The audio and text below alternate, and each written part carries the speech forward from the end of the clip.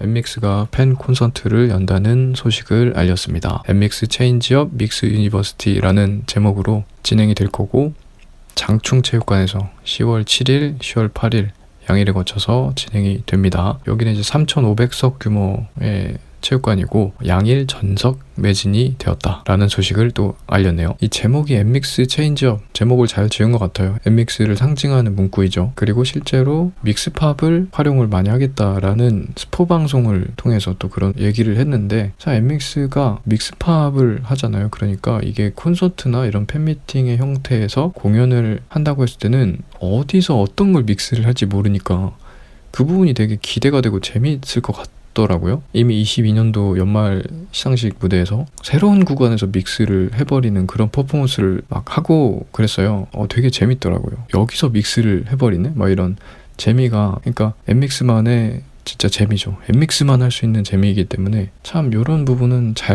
끝까지 잘 가지고 갔으면 좋겠다, 그런 생각이 들었습니다. 보통 이제 걸그룹이 팬미팅을 할 때 한 3,000에서 3,500석 정도의 규모에서 팬미팅을 하더라고요. 그래서 이번에 이제 엠믹스가 딱 그 정도 팬미팅의 아주 정석의 규모에서 첫 팬미팅을 시작을 하는 것 같습니다. 그리고 이제 콘서트 같은 경우는 5,000석 이상이 되는 곳에서 좀 공연을 하는 편이고, 잘 나가는 그런 걸그룹들이겠지만, 그 이후에 이제 잠실이나 체조경기장 같은 데서 이제 15,000석 규모가 있을 수가 있고, 근데 이런 거는 뭐 거의 걸그룹으로서는 거의 없죠. 네, 15,000석에서 하는 걸그룹이 많이 없고요. 그 이상으로 이제 7만석, 우리나라에서 가장 많은 인원을 수용할 수 있는 잠실 올림픽 주경기장, 여기서 이제 7만석 정도의 공연을 진행할 수가 있는데, 해외 아주 잘 나가는 그런 가수들이나 혹은 조용필, 서태지, H.O.T 막 이런 한 시대 그냥 1번으로 늘 찍는 그런 가수들이 주로 7만석 규모에서 공연을 합니다. 그러니까 그 정도 규모다라는 거. 그리고 시기적으로 봤을 때 걸그룹이 보통 1년 정도가 되면은 팬클럽을 모집을 하고 1년 반이 지나가는 시점에서 팬미팅을 하고, 그리고 2년이 지나가는 시점에서 이제 콘서트를 그때부터 이제 뭐 연간으로 하든 반기별로 하든 이렇게 되는 것 같더라고요. 그래서 엠믹스는 아주 정확하게 그 시점에서 해야 될 것들을 해 나가면서 가고 있다.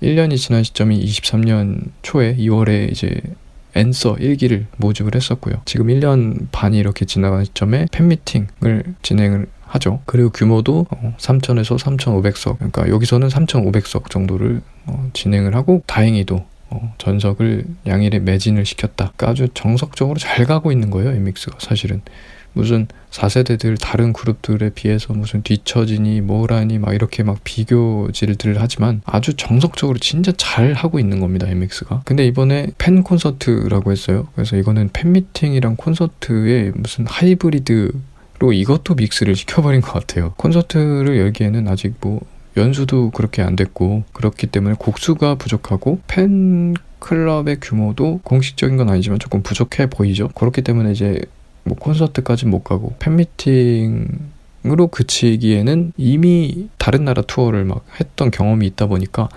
팬미팅으로서는 이제 성이 안 차는 거죠. 그래서 그 이상의 퍼포먼스나 규모를 보일 수 있는 무언가를 하고 싶은 그런 생각이 들었을 것 같아요. 그래서 아마 이렇게 약간 팬 콘서트라고 해가지고 요것도 이제 믹스를 시켜서 하이브리드 형태로 진행을 할 것 같습니다.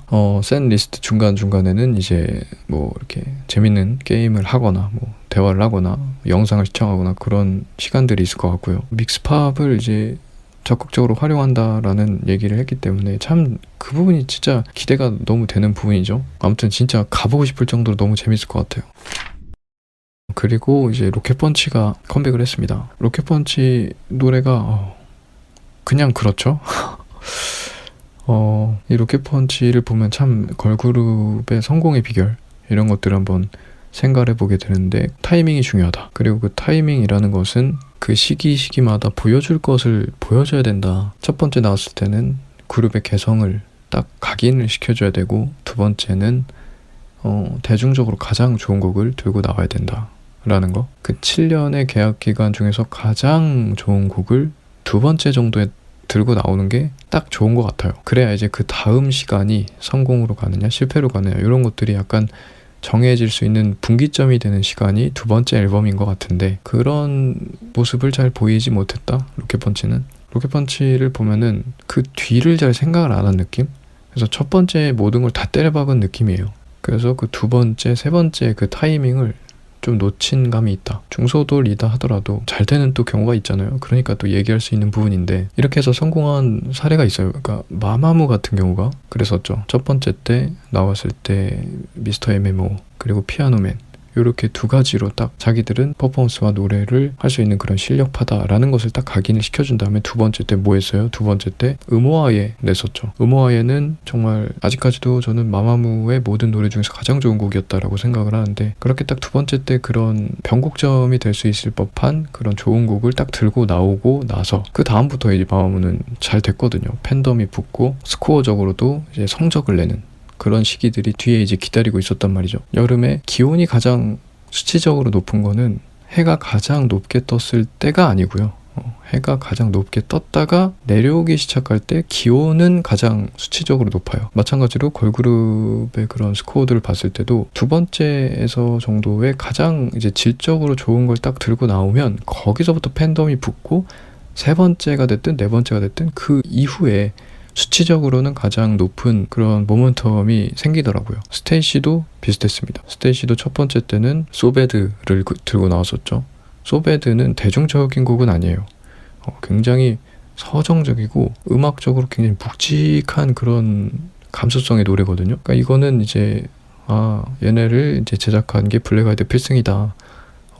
히트 작곡가이다 보니까 음악적으로 굉장히 좋은 퀄리티의 곡을 가지고 승부를 볼 것이다. 거기에 플러스해서 비주얼이 뭐 구멍이 없는 그런 그룹이다. 이런 것까지 해가지고 그들의 개성을 딱 첫 번째 보여줬었죠. 그 다음에 두 번째 때 뭐 나왔습니까? 바로 에이셉 때려버립니다. 에이셉은 명실상부 스테이시 모든 노래 중에서 가장 좋은 곡이고 스테이시 멤버들조차도 이 곡을 뭐 이길 수는 없고 막 그렇게 얘기를 하는 경우가 많죠. 어딜 가든 에이셉을 찾는다 뭐 이런 소리를 하잖아요. 그런 것처럼 이제 두 번째 때 그렇게 7년 계약 기간 중에서 가장 대중적으로 좋은 곡을 들고 나와야 된다. 그래야 거기서 무너지지 않을 수 있다. 거기서 버티는 힘이 되고 또 팬덤이 붙는 그런 계기가 마련이 되고 그 이후에 이제 스코어적으로는 이제 쭉쭉 뭐 음반 판매량이라든지 뭐 스트리밍의 순위라든지 이런 것들이 이제 쭉쭉 붙는 그런 모습을 보이는 게 많아요. 그러니까 성공한 그룹들을 보면. 근데 그렇지 못한 그룹들은 거기서 좀 벗어나 있는 경우가 많아요. 한마디로 말하면 이제 타이밍을 놓치는 게 되는 거죠. 로켓펀치를 보면은 그 타이밍을 많이 놓쳤다. 첫 번째 나왔을 때 빈밤붐, 지금으로 생각해도 그런 색깔을 낼 수 있는 그룹은 로켓펀치가 유일무이했고 뭐 세계 정복 강아지, 그죠? 막 그런 얘기들도 막 있었는데 아무튼 되게 독특하고 개성이 넘쳤어요. 러블리즈의 동생 그룹이다. 울림에서 나온다. 뭐 그런 느낌이 하나의 색깔이 있었거든요. 근데 두 번째 때 기류를 변화시킬 수 있을 만큼 좋은 곡을 들고 나오지 못했어요. 그러다 보니까 이제 첫 번째 때 관심을 가졌었던 사람들도 고개를 탁 돌리는 거죠. 두 번째부터는. 그 시간이 지금까지 오고 있다. 시간이 금방 갑니다. 걸그룹의 시계는 진짜 금방금방 돌아가기 때문에 정신 차리면 4년 차고 반환점을 지나 있고 막 이렇거든요. 로켓펀치도 어느새 그죠? 뭐 4, 5년 차 됐나요? 그러니까 어느새 이렇게 되고 있죠. 그러다 보니까 이제 뒤에서는 힘을 낼 수 있는 계기가 많이 이렇게 잘 만들어지진 않는다. 그래서 초반에 첫 번째, 두 번째 활동이 진짜 중요하다. 로켓펀치는 그런 부분에서 좀 아쉬운 그룹이 돼가고 있는 것 같아요. 이번 노래 임팩트가 너무 없습니다. 퀸덤 퍼즐을 통해서 나름대로 이목을 끌었는데 그 이목을 또 잘 살리는 활동은 또 안 되는 것 같아요. 그러니까 이게 참 답답하다. 울림이 한번 길을 잃으니까 그 길을 회복시키는 것이 쉽지 않다. 그런 게 이제 눈에 보일 정도입니다. 그리고 이제 뭐 다른 결의 얘기지만 이 성공하는 게 진짜 어려운 게 로켓펀치로 봤을 때는 로켓펀치가 지금까지 하나의 색깔을 꾸준하게 밀고 있긴 하단 말이죠. 근데 이게 아다르고 어다르다고 어떤 거는 참 이뻐 보이고 어떤 거는 참 지겨워 보이고 이렇게 되는 거죠. 어떤 거는 막 휙휙 바뀐다고 너네 색깔이 뭐야 이렇게 되묻는 그런 경우가 되는가 하면 로켓펀치 지금 꾸준하게 자기들 색깔 갖고 오지만 별로 그냥